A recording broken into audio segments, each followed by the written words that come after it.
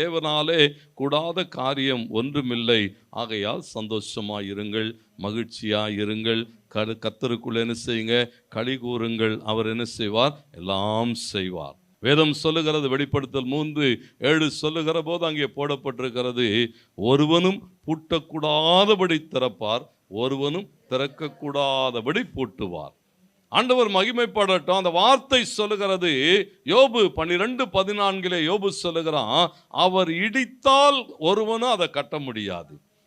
அவர் பாருங்க, அங்க சொல்லப்பட்டிருக்கிறது, அவர் இடித்தால் ஒருவனும் கட்ட முடியாது, அவர் மனுஷனை அடைத்தால் ஒருத்தனும் அவனை என்ன செய்ய முடியாதான்? விடுதலையாக்க முடியாது.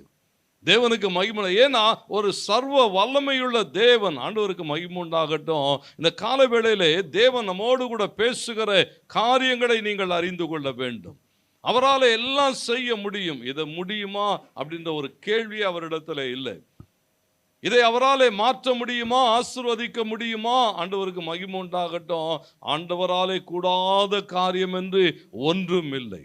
ஆண்டவர் நம்ம கிட்ட என்ன எதிர்பார்க்கிறான்னு சொன்னா, விசுவாசிக்கிறவனுக்கு எல்லாம் ஆகும், விசுவாசிக்கிறவனுக்கு எல்லாம் கூடும். பிரதானமாய் ஒரு பெரிய விசுவாசம் உள்ளவர்களாக இருங்கள். பாருங்க, அங்கே லூக்காவிலே நீங்க என்னோடு கூட வாசிக்கிற போது அந்த முதல் அதிகாரம் பாருங்க, அந்த 4வது வசனத்திலிருந்து போடப்பட்டிருக்கிறது, ஒரு பெரிய ஆசீர்வதிக்கப்பட்ட ஒரு நிலைமையில இருந்த ஒரு குடும்பம், சகரியாவும் எலிசபெத்தும் என்று எழுதப்பட்டிருக்கிறது. நல்ல கவனிங்க, இந்த குடும்பத்தினுடைய சூழல்கள், அவங்க எப்படிப்பட்டவர்களாக இருந்தார்கள் என்று சொன்னால், வயது சென்று போனவர்களாக இருந்தார்கள். வயது சென்று போன நிலைமையிலே சகரியா தேவனுடைய சமூகத்திலே வந்து ஆண்டவரை ஆராதித்து கொண்டு இருக்கிற போது, கர்த்தருடைய ஆலயத்திலிருந்து ஒரு வார்த்தை அவனுக்கு நேராய் வருகிறது. அநேக நேரங்களிலே தேவன் நம்மோடு கூட பேசுகிறார்.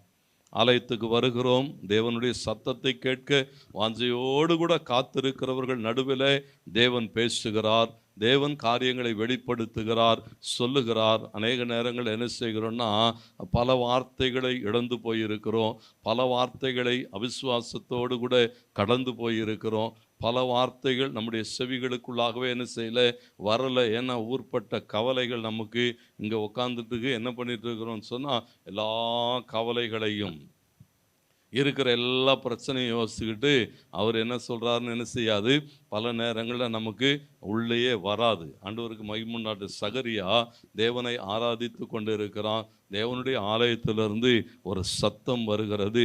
அந்த சத்தம் எப்படிப்பட்டதுன்னு சொன்னால், அவனை குறித்தும் அவன் பிள்ளையை குறித்தும் தேவனுடைய திட்டம். பாருங்க, தேவனுடைய திட்டம் சகரியாவினுடைய வாழ்விலே அங்கே வெளிப்படுத்தப்படுகிறது. ஆண்டவர் அவனோடு கூட பேசுகிற போது சொன்னார், உனக்கு ஒரு குமாரன் பிறப்பான். நீங்கள் அந்த 20வது வசனம் வரைக்கும் வாசித்துக் கொள்ளுங்கள், அங்கே போடப்பட்டிருக்கிறது.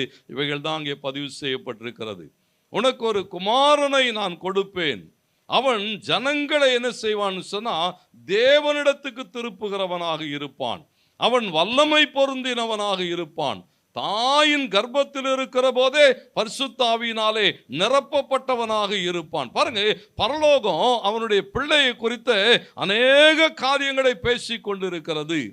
இவைகளுக்கூடாக சகரியா ஒரே ஒரு வார்த்தை தான் சொன்னா, இதெல்லாம் நடக்குமா? இதெல்லாம் நம்ம வாழ்விலும் நம்முடைய காரியங்களிலே தேவன் ஒன்றை சொல்லுகிற போது நாமும் பல நேரங்கள் எப்படி இருக்கிறோம் சொன்னா, ஏன்னா அங்கே சொல்லப்பட்டிருக்கிறது, சகரியா எதை பார்க்கிறான்னு சொன்னா, தேவனுடைய வார்த்தையை அல்ல, தன்னையும் தன்னுடைய மனைவியையும் பார்க்கிறான். ஒருவேளை ஒரு 30 வருஷத்துக்கு முன்னாலே அல்லது ஒரு 40 வருஷத்துக்கு முன்னாலே ஆண்டவர் இப்படி சொல்லியிருந்தா சகரியா என்ன செஞ்சிருப்பான்? ஆமாம் ஆண்டவரே, ரொம்ப ஆமேன் அல்லேலூயான்னு சொல்லியிருப்பான். ஏன்னா அப்ப என்ன இருந்தது? வாய்ப்புகள் இருக்கிறது. திருமணமாகி கொஞ்ச காலம் தான் ஆயிருக்கு, கல்யாணம் ஆயிட்டு கொஞ்சம் வருஷம் தான் ஓடி இருக்கிறது. இன்னைக்கு நம்ம ஆட்களுக்கு அதுலேயே பிரச்சனை. கல்யாணம் ஆகி 1 வருஷம் கூட ஆகல, அதுக்குள்ளே அவனால் என்ன செய்ய முடியல. கர்த்தர் நமக்கு ஒரு பிள்ளையை கொடுப்பார், நம்மை ஒரு பலத்த ஜாதியாய் மாற்றுவார், ஒரு ஆசீர்வதிக்கப்பட்ட சந்ததியாய் எழும்புவோம். அதிலெல்லாம் பாதி நேரம் இப்போவே பிரச்சனை, இப்போவே தடுமாற்றம். கல்யாணம் எத்தனை வருஷம் ஆச்சுன்னு கேட்டு பாருங்க. ஏன்னா இன்னைக்கு நம்முடைய நிலைமைகள் எப்படி பார்க்குறான்னு சொன்னால், சூழல்களை தாங்கள் யார், தங்களுடைய சரீரம் எப்படிப்பட்டது, நாங்கள் எவைகளுக்கூடாய் கடந்து போகிறோம். வேதம் என்ன எதிர்பார்க்குன்னு சொன்னா, இவைகளை தாண்டி ஒரு பெரிய தேவன் இருக்கிறார். நீ இல்லை, உன் சரீரம் இல்லை, உன்னுடைய பலன் இல்லை, உன்னுடைய எந்த காரியம் இல்லை. சகரியா சொல்லுகிறான், இது எப்படி ஆகும்? ஏன்னா எங்களுடைய வாழ்க்கையிலே எல்லாம் முடிந்து போய் இருக்கிறது, இனி ஒன்றும் ஆகாது என்கிற ஒரு நிலைமை. ஆண்டவருக்கு மகிமை உண்டாகட்டும். பரலோகம் பேசுகிற திட்டங்களை கவனியுங்கள்.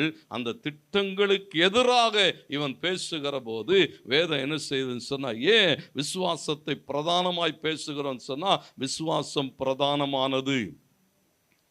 பரலோகம் ஒரு காரியங்களை சொல்லுகிறது, அதை நீங்கள் விசுவாசிக்கவில்லை ஆனால் நீங்க என்ன செய்வீங்க பாருங்க. அதனுடைய விளைவு 19வது வசனம், தேவதூதன் அவனுக்கு பிரதியுத்தரமாக, நான் தேவ சன்னிதானத்தில் நிற்கிற கேப்ரியேல் என்பவர் உன்னுடனே பேசவும் உனக்கு இந்த நல்ல செய்தியை சொல்லவும் அனுப்பப்பட்டு வந்தேன்.